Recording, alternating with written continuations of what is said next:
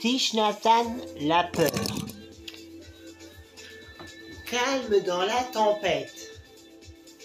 Chaque fois que nous ressentons une forte vague de peur, de colère ou de jalousie, nous pouvons faire quelque chose pour prendre soin de cette énergie négative afin de l'empêcher de nous détruire. Il ne doit pas y avoir de conflit entre un élément et un autre élément de notre être. Il faut seulement un effort pour prendre soin et être capable de transformer.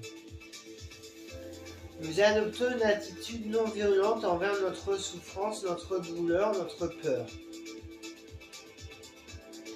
Quand nous avons une forte émotion comme la peur et le désespoir, cela peut être plus fort que nous. Mais avec la pratique, nous savons que nous pouvons apprendre comment embrasser notre peur parce que nous savons qu'en chacun de nous, il y a la graine de la pleine conscience. Si nous pratiquons et stimulons cette graine chaque jour en marchant ou en nous asseyant, en respirant, en souriant, en mangeant, nous cultivons l'énergie de la pleine conscience. Et ensuite, chaque fois que nous avons besoin de cette énergie, il nous suffit de toucher cette graine.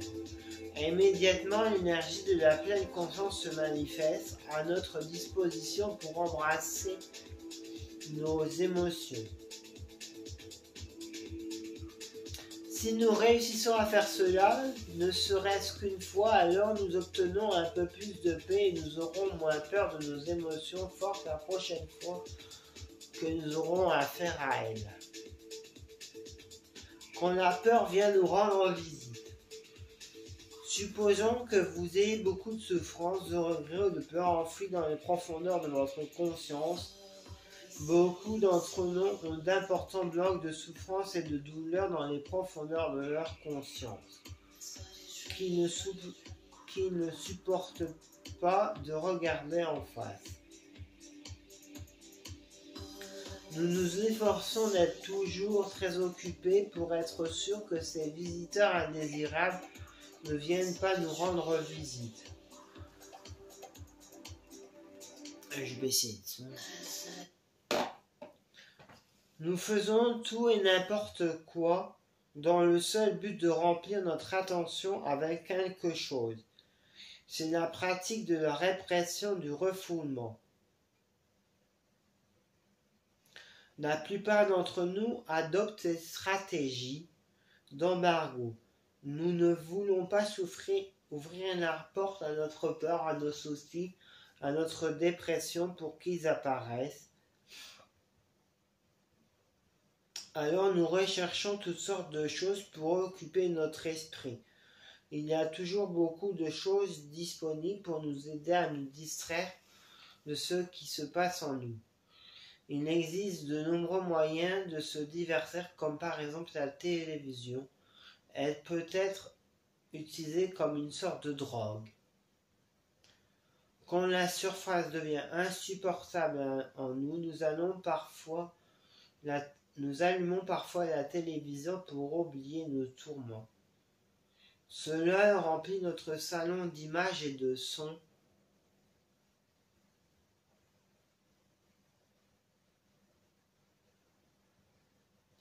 Même si le programme que nous regardons n'est pas satisfaisant, nous n'avons pas souvent le courage d'éteindre la télé.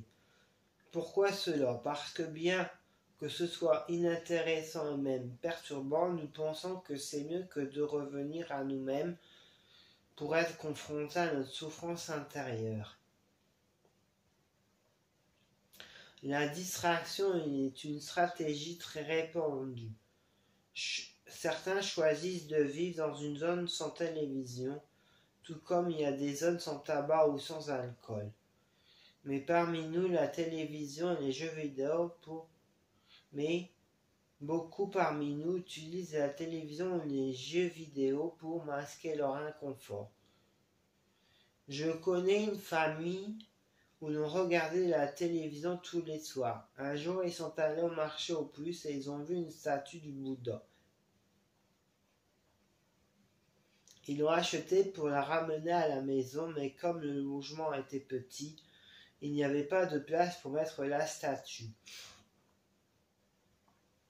Alors ils ont décidé de la poser sur le téléviseur qui était un endroit propre et présentable. Par hasard, je suis passé dans cette famille juste après qu'ils avaient installé le Bouddha. Je leur ai dit: cher ami, la statue et la télévision ne vont pas bien ensemble parce que ces deux choses sont des pôles opposés.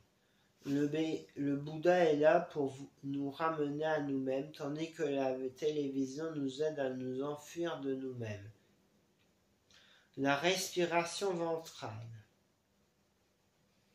Il existe plusieurs méthodes simples pour prendre soin de nos émotions. L'une d'elles est la respiration ventrale, la respiration abdominale.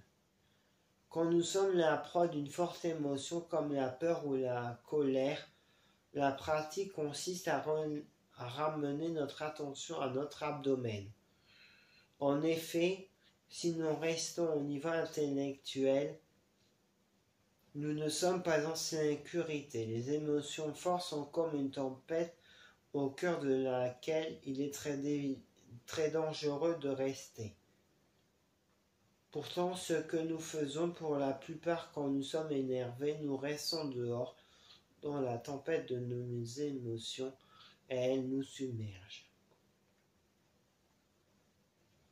Ce qu'il convient de faire, c'est de nous raciner en ramenant notre attention vers le bas.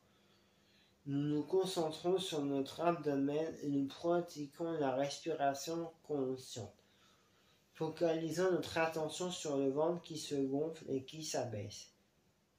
Voilà.